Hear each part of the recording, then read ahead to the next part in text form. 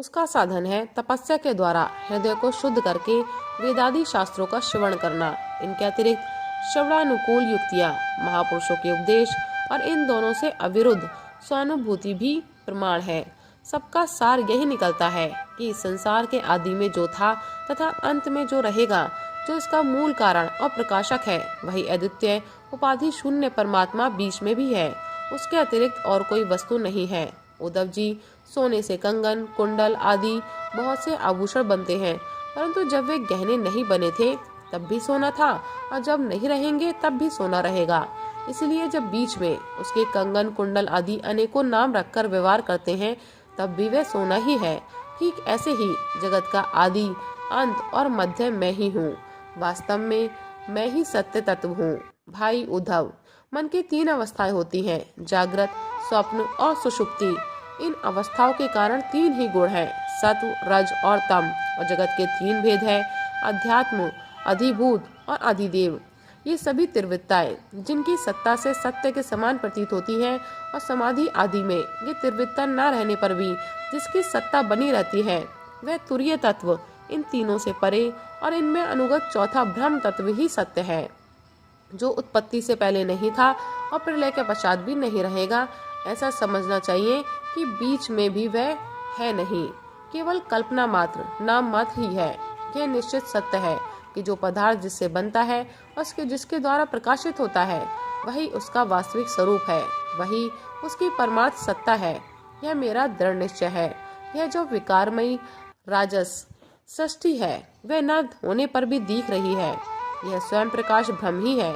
इसलिए इंद्रिय, विषय, मन और पंचभूत आदि जितने चित्र विचित्र नाम रूप है, उनके रूप में भ्रम ही प्रतीत हो रहा है।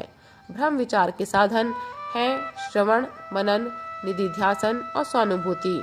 उनमें सहायक है आत्मज्ञानी गुरुदेव। उनके द्वारा विचार करके स्पष्ट रूप से देह आदि अनात्म पदार्थों का निषेध कर देना चाहिए। इस प्रकार निषेध के द्वारा आत्म विषयक संदेहों को छिन्न भिन्न करके अपने आनंद स्वरूप आत्मा में ही मग्न हो जाए और सब प्रकार की विषय वासनाओं से रहित हो जाए। निषेध करने की प्रक्रिया यह है कि पृथ्वी का विकार होने के कारण शरीर आत्मा नहीं है। इंद्रिय उनके अधिष्ठान देवता, प्राण, वायु, जल, अग्नि एवं मन भी आत्मा नहीं है, क्योंकि इनका धारण पोषण शरीर के समान ही अन्य के द्वारा होता है। बुद्धि, चित्त, अहंकार, आकाश, पृथ्वी, शब्दादि विषय और गुणों की साम्य अवस्था प्रकृति भी आत्मा नहीं है, क्योंकि ये सबके सब दृश्य एवं जड़ है। उद्धव जी, जिसे मेरे स्वरूप का भली भांति ज्ञान हो गया है, उसकी वृत्तियां और इंद्रियां यदि समाहित रहती हैं तो उसे उनसे लाभ क्या है, और यदि वे विक्षिप्त रहती हैं तो उनसे हानि भी क्या है। क्योंकि अंतःकरण और बाह्यकरण सभी गुणमय है और आत्मा से इनका कोई संबंध नहीं है। भला आकाश में बादलों के छा जाने अथवा तितर बितर हो जाने से सूर्य का क्या बनता बिगड़ता है। जैसे वायु आकाश को सुखा नहीं सकती, आग जला नहीं सकती, जल भिगो नहीं सकता, धुएं मटमैला नहीं कर सकते, और ऋतुओं के गुण गर्मी, सर्दी आदि से प्रभावित नहीं कर सकते, क्योंकि ये सब आने जाने वाले क्षणिक भाव है और आकाश इन सब का एक रस अधिष्ठान है। वैसे ही सत्वगुण, रजोगुण और तमोगुण की वृत्तियां तथा कर्म अविनाशी आत्मा का स्पर्श नहीं कर पाते। वह तो इनसे सर्वथा परे हैं। इनके द्वारा तो केवल वही संसार में भटकता है जो इनमें अहंकार कर बैठता है।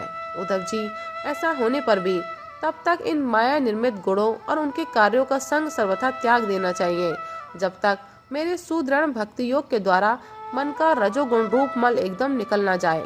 उद्धव जी, जैसे भली भांति चिकित्सा न करने पर रोग का समूल नाश नहीं होता, वह बार बार उभर कर मनुष्य को सताया करता है, वैसे ही जिस मन की वासनाएं और कर्मों के संस्कार मिट नहीं गए हैं, जो स्त्री पुत्र आदि में आसक्त है, वह बार बार अधूरे योगी को बेचता रहता है और उसे कई बार योग भ्रष्ट भी कर देता है। देवताओं के द्वारा प्रेरित शिष्य पुत्र आदि के द्वारा किए हुए विघ्नों से यदि कदाचित अधूरा योगी मार्गच्युत हो जाए तो वह अपने पूर्व अभ्यास के कारण पुनः योग अभ्यास में ही लग जाता है। कर्म आदि में उसकी प्रवृत्ति नहीं होती।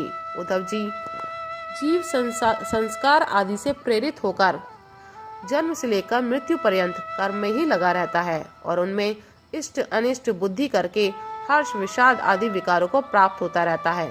परंतु जो तत्व का साक्षात्कार कर लेता है वह प्रकृति में स्थित रहने पर भी, संस्कार अनुसार कर्म होते रहने पर भी उनमें इष्ट अनिष्ट बुद्धि करके हर्ष विषाद आदि विकारों से युक्त नहीं होता, क्योंकि आनंद स्वरूप आत्मा के साक्षात्कार से उसकी संसार संबंधी सभी आशा तृष्णाएं पहले ही नष्ट हो चुकी होती हैं।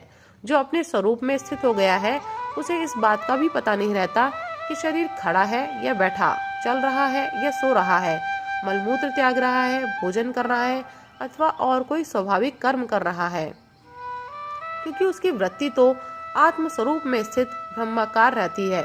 यदि ज्ञानी पुरुष की दृष्टि में इंद्रियों के विविध बाह्य विषय जो कि असत हैं आते भी हैं, तो वे उन्हें अपने आत्मा से भिन्न नहीं मानता, क्योंकि वे युक्तियों, प्रमाणों और स्वानुभूति से सिद्ध नहीं होते। जैसे नींद टूट जाने पर स्वप्न में देखे हुए और जागने पर तिरोहित हुए पदार्थों को कोई सत्य नहीं मानता, वैसे ही ज्ञानी पुरुष भी अपने से भिन्न प्रतीयमान पदार्थों को सत्य नहीं मानते। उद्धव जी, इसका यह अर्थ नहीं है कि अज्ञानी ने आत्मा का त्याग कर दिया है और ज्ञानी उसको ग्रहण करता है।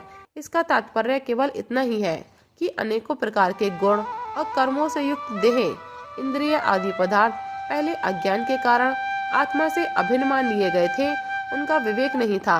अब आत्म दृष्टि होने पर अज्ञान और उसके कार्यों की निवृत्ति हो जाती है।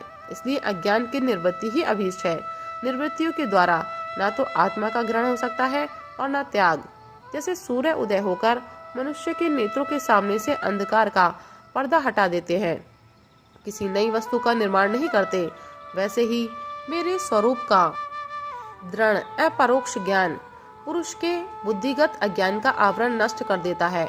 वह इंद्र रूप से किसी वस्तु का अनुभव नहीं कराता। उद्धव जी, आत्मा नित्य अपरोक्ष है, उसकी प्राप्ति नहीं करनी पड़ती। वह स्वयं प्रकाश है, उसमें अज्ञान आदि किसी प्रकार के विकार नहीं है। वह जन्म रहित है, अर्थात कभी किसी प्रकार भी वृत्ति में आरूढ़ नहीं होता, इसलिए अप्रमेय है। ज्ञान आदि के द्वारा उसका संस्कार भी नहीं किया जा सकता। आत्मा में देश, काल और वस्तुकृत परिच्छेद न होने के कारण अस्तित्व, वृद्धि, परिवर्तन, ह्रास और विनाश उसका स्पर्श भी नहीं कर सकते। सबकी और सब प्रकार की अनुभूतियाँ आत्म स्वरूप ही है। जब मन और वाणी आत्मा को अपना अविषय समझकर निर्वत हो जाते हैं, तब वही सजातीय, विजातीय और स्वगत भेद से शून्य एक अद्वितीय रह जाता है। व्यवहार दृष्टि से उसके स्वरूप का वाणी और प्राण आदि के प्रवर्तक के रूप में निरूपण किया जाता है। उद्धव जी, अद्वितीय आत्म तत्व में अर्थहीन नामों के द्वारा विविधता मान लेना ही मन का भ्रम है, अज्ञान है। सचमुच ये बहुत बड़ा मोह है, क्योंकि अपने आत्मा के अतिरिक्त उस भ्रम का भी और कोई अधिष्ठान नहीं है। अधिष्ठान सत्ता में अध्यस्त की सत्ता है ही नहीं, इसलिए सब कुछ आत्मा ही है। बहुत से पंडित अभिमानी लोग ऐसा कहते हैं कि ये 5 भौतिक द्वैत विभिन्न नामों और रूपों के रूप में इंद्रियों के द्वारा ग्रहण किया जाता है, इसलिए सत्य है।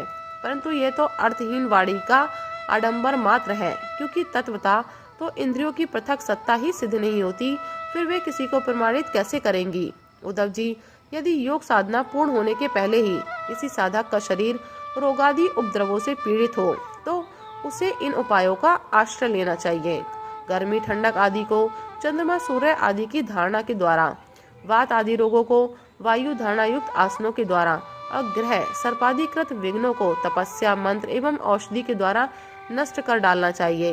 काम, क्रोध आदि विघ्नों को मेरे चिंतन और नाम संकीर्तन आदि के द्वारा नष्ट करना चाहिए तथा पतन की ओर ले जाने वाले दंभ, मद आदि विघ्नों को धीरे धीरे महापुरुषों की सेवा के द्वारा दूर कर देना चाहिए।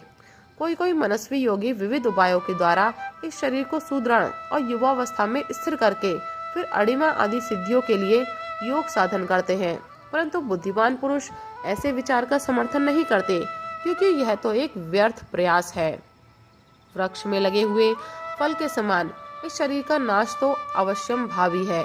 यदि कदाचित बहुत दिनों तक निरंतर और आदर पूर्वक योग साधना करते रहने पर भी शरीर सुदृढ़ भी हो जाए, तब भी बुद्धिमान पुरुष को अपनी साधना छोड़कर उतने में ही संतोष नहीं कर लेना चाहिए।